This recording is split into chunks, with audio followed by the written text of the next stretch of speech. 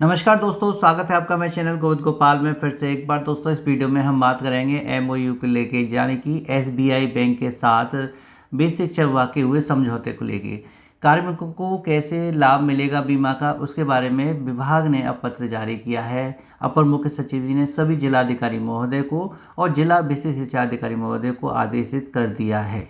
इस पत्र के अनुसार अब ये कार्य बहुत तेज़ी से किया जाएगा, क्योंकि अभी तक ये घोषणा हुई थी। अब इसका क्रियान्वयन अधिकारियों के स्तर से किया जाएगा और उस पर विशेष निगरानी भी रखी जाएगी, इसकी प्रगति भी ली जाएगी कि आखिर कितना काम हो चुका है। 100% कार्मिकों का खाता एसबीआई में कन्वर्ट करा के उन्हें बीमा योजनाओं का लाभ देने की बात की गई है। हमने अब तक जो इसके बारे में जाना था उसमें और अब जो पत्र आया है उसमें क्या अंतर है, आज हम उसको लेके इस वीडियो में बात करेंगे।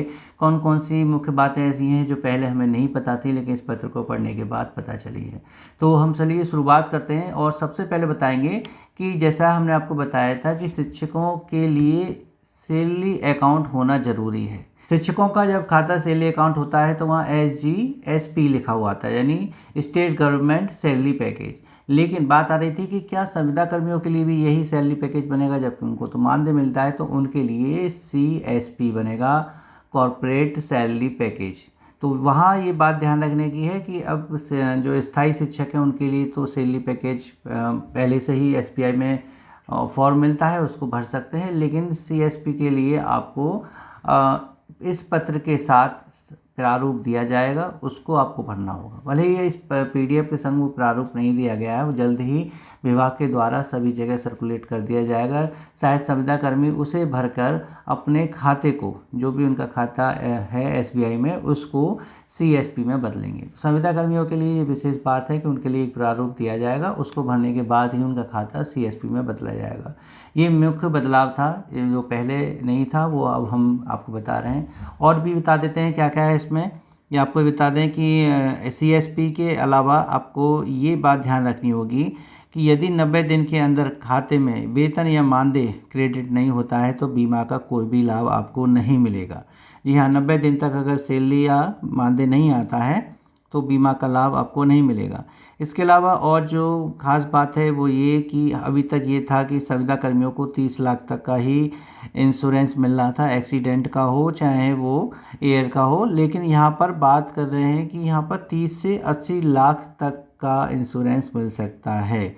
यह पहले केवल 30 लाख सुनने में आ रहे थे, अब बता रहे हैं कि 30 से 80 लाख तक का इसमें इंश्योरेंस मिल सकता है। इसमें एक और नई बात जोड़ी गई है कि जो 10,000 से कम मानदेय वाले कार्मिक हैं उनके लिए जीरो बैलेंस अकाउंट खुलेगा। और जीरो बैलेंस अकाउंट से उनको क्या लाभ मिल सकता है, तो वो लाभ उनका ATM से मिलेगा।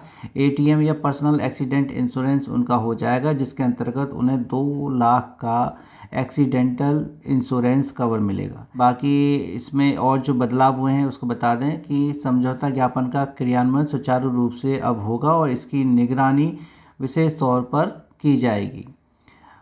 जो भारतीय स्टेट बैंक के कर्मचारी हैं और बेसिक शिक्षा अधिकारी हैं, वित्त लेखाधिकारी हैं, खंड शिक्षा अधिकारी हैं और प्रधानाध्यापक, इन सब के साथ समन्वय बनाते हुए इस कार्य को तेज़ी से किया जाएगा। बैंक द्वारा कार्मिकों का जब डाटा मांगा जाएगा तो उन्हें उपलब्ध कराया जाएगा। जिला विशेष शिक्षा अधिकारी पाक्षिक रूप से खंड शिक्षा अधिकारी द्वारा साप्ताहिक रूप से समझौता ज्ञापन के क्रियान्वयन की समीक्षा करेंगे। कुल मिला के ये है कि हर चीज़ की मॉनिटरिंग होगी, किस स्तर पर कितना काम हुआ है इसको बताया जाएगा। आपको बता दें कि भारतीय स्टेट बैंक अपनी अपनी शाखाओं के नज़दीक वाले स्कूलों के साथ मैपिंग करेगी और वहाँ पर ये खाता खुलवाने की प्रक्रिया तेज़ करेगी, चाहे उसके लिए कैंप लगाना पड़े। ये जो बात है कि स्थायी कार्मिकों और शिक्षकों का भुगतान DDO पोर्टल पर यानी कोषागार के माध्यम से किया जाता है। तो जब भी आपका जो सैलरी अकाउंट बदलेगा तो उसकी अपडेट आपको DDO को ज़रूर देना है, ताकि आपका वेतन बाधित ना हो।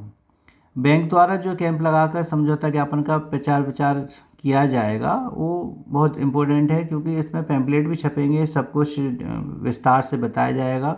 और सबसे मुख्य बात ये है कि इंश्योरेंस कवर के अंतर्गत क्लेम की जो प्रक्रिया है उसको कार्मिकों को बताया जाएगा। ये विभागीय अधिकारी द्वारा क्लेम की प्रक्रिया को समझाया जाएगा। यानी अगर किसी के संग ऐसी घटना घटती है कि उसको इंश्योरेंस क्लेम कराना है तो उसके लिए कौन कौन से कागज़ चाहिए, किन से मिलेगा, कैसे करना पड़ेगा, वो सारी जानकारी विभागीय अधिकारी अपने कार्मिकों को देंगे। मुख्य बदलाव हुए हैं और आप इसे समझ सकते हैं कि इस काम में अब बहुत तेज़ी हो जाएगी और जल्द से जल्द सभी जो कार्मिक हैं वो अपना खाता सैलरी अकाउंट में चेंज करा लेंगे। तो ये थी अपडेट आज बेसिक शिक्षा से जुड़ी। और भी अपडेट हैं हम आपको रेगुलर देते रहेंगे, बस आपको उसके लिए हमें चैनल को सब्सक्राइब करना है। वीडियो अच्छी लगे तो उसे लाइक करना है, शेयर करना है। चैनल पर नए हो तो चैनल को सब्सक्राइब कर लीजिए।